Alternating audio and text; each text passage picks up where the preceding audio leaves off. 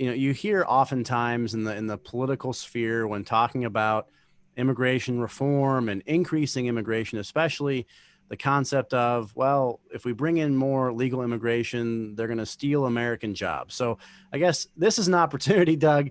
Are there any myths or misconceptions about legal immigration that are worth addressing right now? That's a big concern, right? They're going to steal American jobs. They're going to push down American wages. The notion that somehow immigrants are a bad news story. And it really relies on a couple of misconceptions. Misconception number one is the fixed pie misconception. There are only so many jobs. So if someone comes in from outside the US, takes a job, they're taking it from an American. That's not the way the economy works. We have grown as a country from 13 colonies to the United States in 2020 by allowing for increased population and employing those people by and large successfully for well over 200 years. So it's not a fixed pie. Second thing is the notion that somehow when we bring someone into the United States, we're suddenly in competition with them. Sorry, we're already in competition with the entire labor force all around the world. It's a global economy. Labor skills compete regardless of their location. All we're suggesting is, given that we're going to compete, let's get the best competitors here in the US and be able to take advantage of other attributes, their contributions to hiring people, their contributions to the fiscal outlook, paying taxes, and supporting the economy as a whole. So that myth that the competition begins if they come in, I think is wrong as well. And the final thing is really the nerdy point, which is, economists have looked really hard for situations where you saw an influx of immigrants and you looked at the native-born population and tried to identify economic harm. The most notable example of this is the Mariel boat lift, where Fidel Castro sent many not particularly desirable Cubans offshore, and they landed in Miami. A huge influx out of the blue of immigration, very low skilled, concentrated in a local area.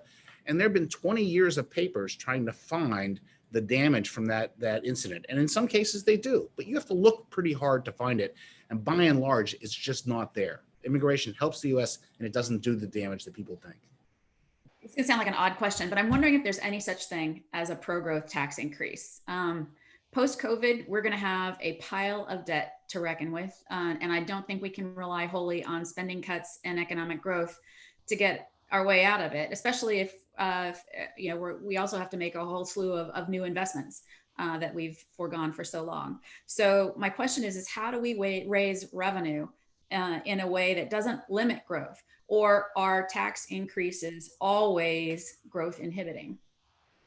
It's a hard question. It's a very good question. So over the long term, so let's put aside responding to business cycles if we could, and just ask over the long term, if we're going to deal with our fiscal trajectory, what we need is to have an economy that grows. And so growth relies on not consuming something now, but in fact, deferring that consumption by saving, allowing those savings to be invested in some capacity expansion, whether it's more skills or more equipment or new technologies, and thus raising the productivity of every worker. And so it's that act of saving and investment that is most important.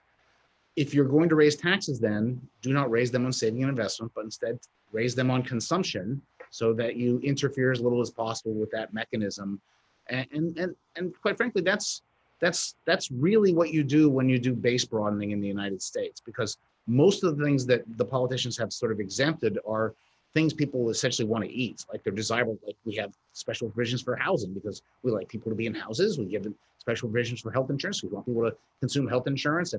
So if you go through that base broadening exercise, you are largely imposing more of the taxes on consumption. That's the right thing to do. It's not politically all that pleasant. I just want to stipulate that, but it's the right thing to do economically.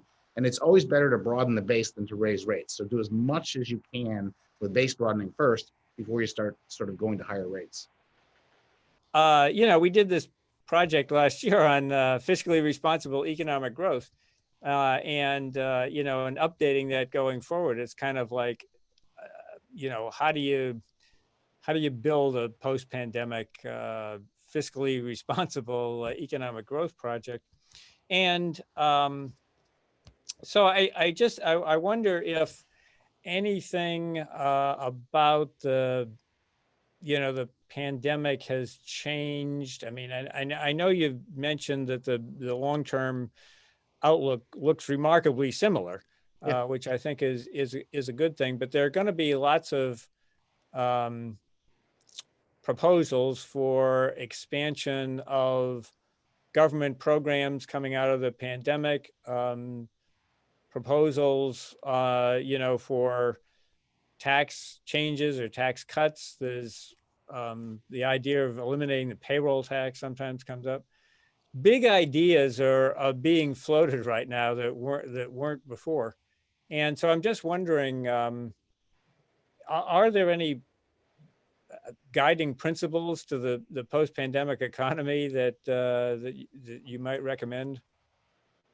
Well, certainly, I think the key principle is we should only do things now which are about addressing the coronavirus and aiding short-term recovery. You shouldn't be making permanent changes in the name of pandemic recovery. And so there are a lot of proposals to expand the social safety net, put in a lot more mandatory spending because we need to help people in the pandemic.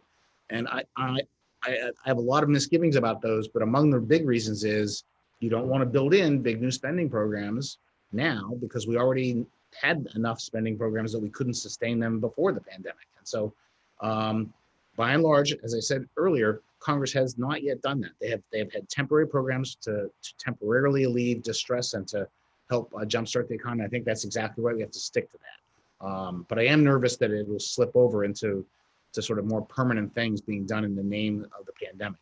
And that I think would be a strategic error.